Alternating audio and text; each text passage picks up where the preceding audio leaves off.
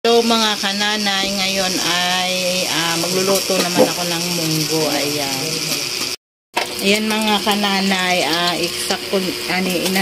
pinakupsan ko muna yung baboy o kaya tawag sa Tagalog nito. Pina-brown ko muna. Ayan, para masarap siya, parang chicharon na. Ayan, tapos ilalagay ko na yung sibuyas. Ayan mga kananay, nilagay ko na yung sibuyas, tsaka lutuin muna natin yung sibuyas saglit para ilagay na natin yung aking nilagang munggo. Diba mga kananay? Maganda siya tingnan kapag brown na yung ating karne. Ayan, ang susunod mga kananay ay ilalagay na natin yung ating pinakuloang munggo. Ayan, malapit nang maluto yung ating sibuyas kasi mas masarap siya pag lumabas na talaga yung kanyang aroma ng sibuyas. Nandito na yung aking munggo. Nilaga ko na yan siya mga kananay kanina. Inuna ko. Yan. Itaas mo. Ilagay na natin yung munggo.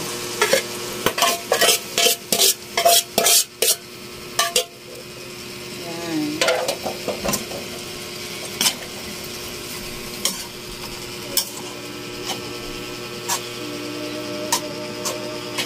Yan na. So, lagyan natin na ang tubig.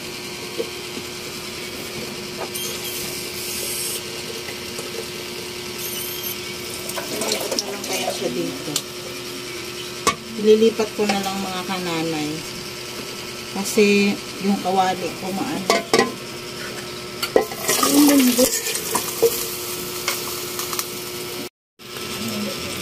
lagyan na natin ng tubig. Kasi doon sa kawali, mababaw lang siya. Hindi malagyan ng sabaw.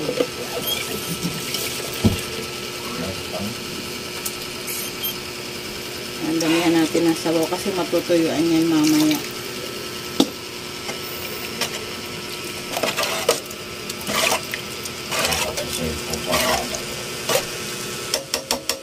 Yan, tapos lagyan natin ng konting asin. Pampalasa.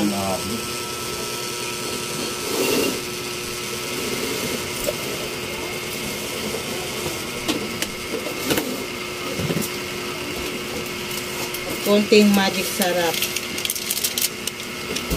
Depende na yan sa inyo mga kananay kung anong gusto nyo. Anong gusto nyo ilagay. Yan. Hintayin lang, pakuluin muna natin yan. Tapos, ito yung malunggay na ilalagay, tsaka itong sili. Yan. Mamaya na natin yan ilagay pag kumulo na tong munggo. Kasi diba nilagyan natin ng tubig, tsaka yung asin, tsaka pampalasa. Ayan, pakuluin muna natin. Mamaya na natin to ilagay. Ay, kumulo na. Ilagay na natin yung chicharon, tsaka yung malunggay, tsaka yung ating sili.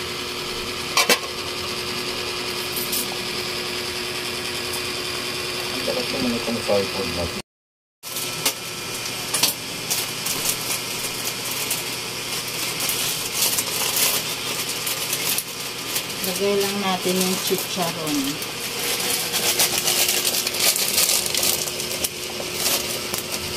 Para lalong sumarap.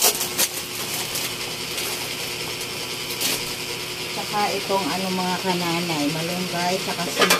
Samahin na natin.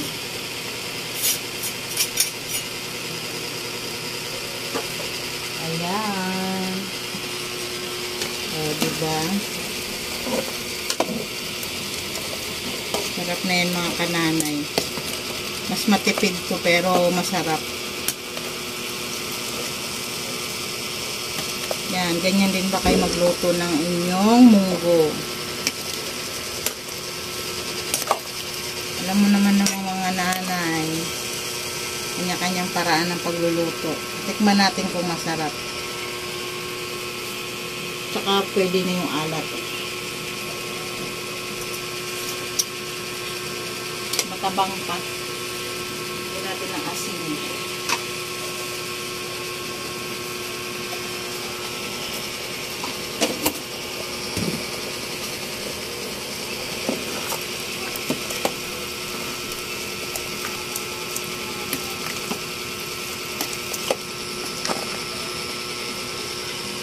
Ayan.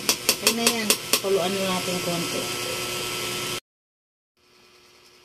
Ayan ang aking munggo.